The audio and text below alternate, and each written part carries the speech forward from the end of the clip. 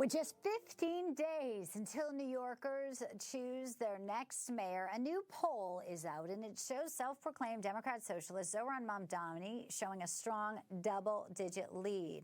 This was after the debate, too. According to AARP and Gotham polling, Mamdani has around 43% of the vote. Independent candidate, former New York Governor Andrew Cuomo, as you see there, almost at 29%. And Republican Guardian Angels founder Curtis Sliwa is third with just over 19%.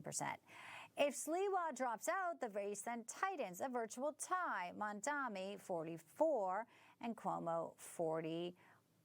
If you round up, of course, that's within the margin of error. Let's bring in the co-founder of FreePressFail.com, Republican strategist Corinne Clark, with us today, and Republican strategist and pollster at America Pulse Research and host of Political Trade Secrets, Dustin Olson. I'll start with you, Dustin. The same poll also found nearly 80% of undecided voters are over the age of 50, so Cuomo's support with older voters has gone up about 10% since August.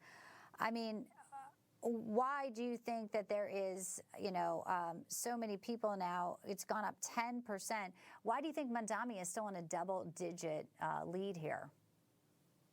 Well, I think that this race just hasn't formed the way that people had hoped. Our last poll that we put out in August showed that there was still a pathway for someone to take over the race over Mamdani. And it's very clear to me that Eric Adams stayed in a little bit too long. And at this point, really, we're in the 5 stages of the New York City mayoral race. Some people have reached the point of acceptance. Some people are still in denial, and some people are still bargaining for a way to change the race. But ultimately, Mamdani is poised to win this. We have our own poll right now in the field, and we're going to be asking some questions. They're going to be very pertinent to some of the stories today, and that'll be out before the next debate on Wednesday. And I look forward to seeing where the race actually is at that point, and people can get that at pollingclub.com. All right. Well, maybe there'll be some more movement because you have this story with, the 1993 World Trade Center bombing, a co-conspirator who's unindicted, Corinne, and here he is. Mamdani had prayers at a Brooklyn mosque Friday, and he's posing with this man, Imam Siraj Wajjah. He posted about it on X. Obviously, he's very proud to be standing with this man. One time called for, some hateful, really hateful stuff, jihad on New York City. Mamdani says this is only an issue because of his faith. And he says Mayor Bloomberg, Mayor de Blasio, also met with the same imam, and that he even campaigned alongside Eric Adams. Does that hold any weight with you?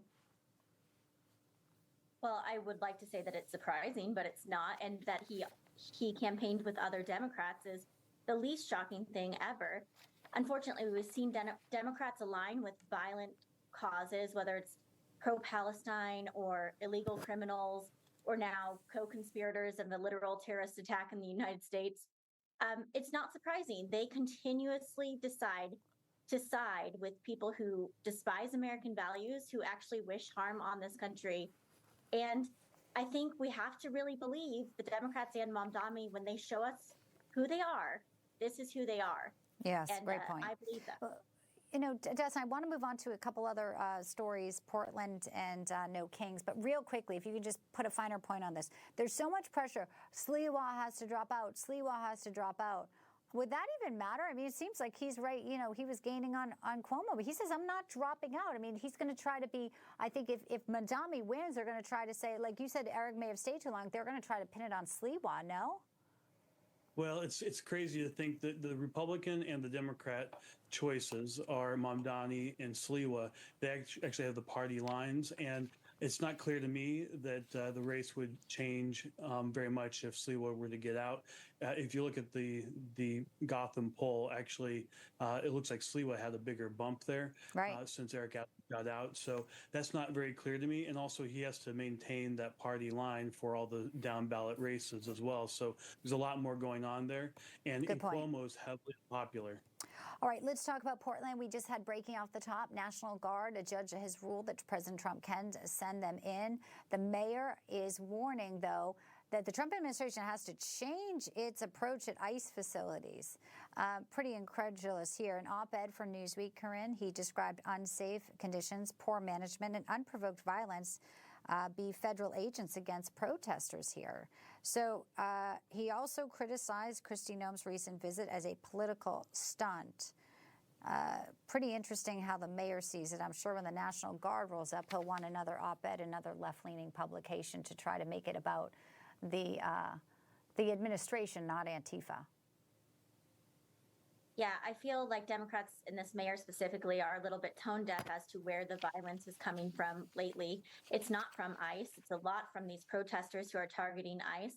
And ICE is doing great work to try to curb the violence, to try to curb the crime in his city, and he should be very grateful for that. I think especially after the assassination attempts on President Trump, after the assassination on Charlie Kirk, I don't think conservatives are really willing to listen to a lot of these Democrat mayors whine about how they're concerned about hypothetical violence when we're actually trying to stop real violence that is happening in this country. And some of it's coming from the rhetoric from the left that continues.